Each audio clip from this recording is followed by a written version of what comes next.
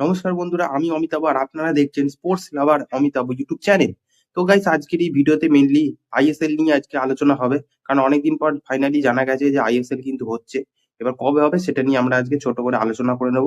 তো ISL mainly জানুয়ারির শেষে বা ফেব্রুয়ারি ফার্স্ট উইকে কিন্তু হতে পারে।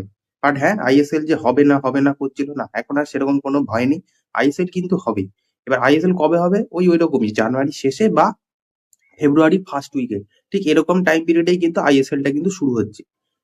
কিন্তু এবার যেটা কথা, এবারে আইএসএল এ কিন্তু রুল পুরো চেঞ্জ। যেরকম এত বছর ধরে আইএসএলটাকে যেভাবে দেখেছিলে, আমরা ছোট থেকে যেভাবে আইএসএলটাকে দেখে বড় হয়েছি, এবারে আইএসএল এর রুল কিন্তু পুরোপুরি চেঞ্জ হচ্ছে। কেন? না, কারণ আইএসএল এর এবার ওনারশিপ পুরো চেঞ্জ হচ্ছে। আগে এতদিন কারা চালাতো?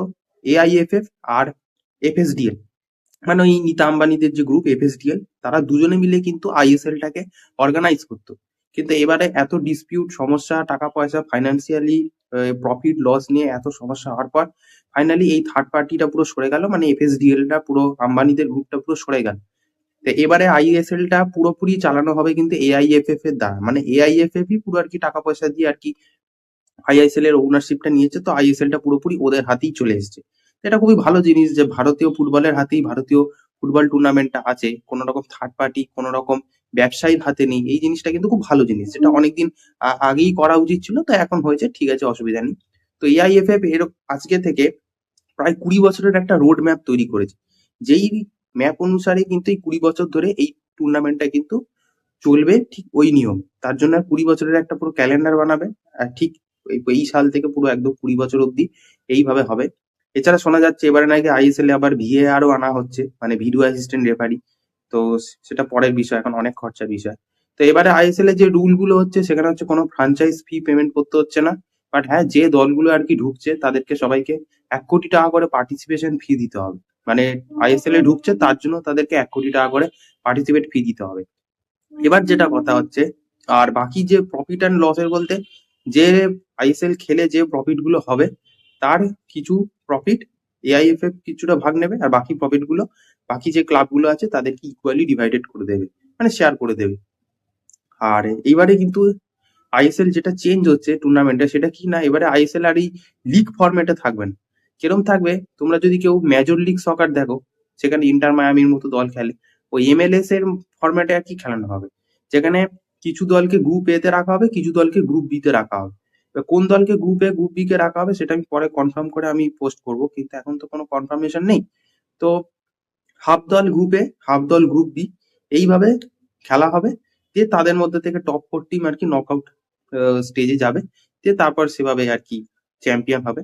কিন্তু এবারে যে আইএসএল চ্যাম্পিয়ন হবে তারাই যাবে হচ্ছে অ্যাকচুয়ালি এএফসি চ্যাম্পিয়ন লিগ 2 তে। কিন্তু যেহেতু মোহনবাগানকে 2 বছরের জন্য সাসপেন্ড করা আছে, তাই মোহনবাগান যদি চ্যাম্পিয়নও হয় কোনো লাভ নেই। যে রানার্স আপ হবে ফাইনালে তাকেই এএফসি চ্যাম্পিয়ন্স লিগ 2 তে কিন্তু কোয়ালিফাই করা হবে।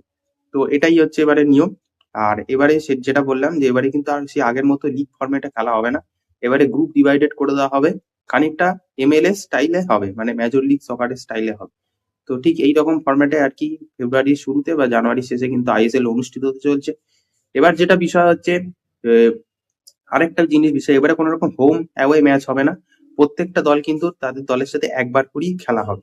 তাই কোনো রকম হোম বা অ্যাওয়ে ম্যাচ, ওই যেটা দুটো দুটো করে পড়তো, এবারে কিন্তু রুলে সেটা মনে হচ্ছে নেই। তাই তো শুনছি মনে হচ্ছে নেই, তারপর যদি রুল চেঞ্জ করে সেটা আলাদা বিষয়। আর কি যুব ভারতীতে খেলা হবে কিনা সেটা নিয়ে এখন অনেকের মনে প্রশ্ন হচ্ছে, কারণ যুব ভারতীতে এই মুহূর্তে যে সমস্যা, মেসির কনসার্টের পর প্রায় ভেঙে চুরে দিয়েছে। বাট হ্যাঁ, খুব তাড়াতাড়ি কিন্তু ওগুলো সারানোর ব্যবস্থাও করা হচ্ছে, খুব শীঘ্রই সারানোর কাজ শুরু হয়ে যাবে। তো এবার বিষয়টা হচ্ছে, মোহনবাগান ইস্ট বেঙ্গলের ম্যাচ কোথায় হবে সেটা নিয়েও কিন্তু একটা ভাববার বিষয় আছে। আশা করি হয়তো ফেব্রুয়ারির মধ্যে হয়তো যুব ভারতী হয়তো প্রায় ঠিক করে দেবে। বাকি চেয়ার টেয়ার বা ভিআইপি যেসব গেট ফেট যেগুলো ছিল, ভিআইপি সিট যেগুলো ছিল, প্লেয়ারদের যে প্রবেশ পথ ছিল, সেগুলো আশা করি খুব তাড়াতাড়ি 2 মাসের মধ্যে সারিয়ে ফেলা উচিত। তাহলেই আইএসএল এর মতো একটা বড় ম্যাচ অনুষ্ঠিত হবে। আর নয়তো মোহনবাগান ইস্ট বেঙ্গলের ম্যাচ কিন্তু অন্য রাজ্যে, জামশেদপুর বা উড়িষ্যার মতো মাঠে কিন্তু দেয়া হতে পারে। তো এটাই আপডেট। এরকম আরে আপডেট পাওয়ার জন্য অবশ্যই সাবস্ক্রাইব করে বেল আইকন অন করে রাখো। তো দেখা হচ্ছে পরের ভিডিওতে।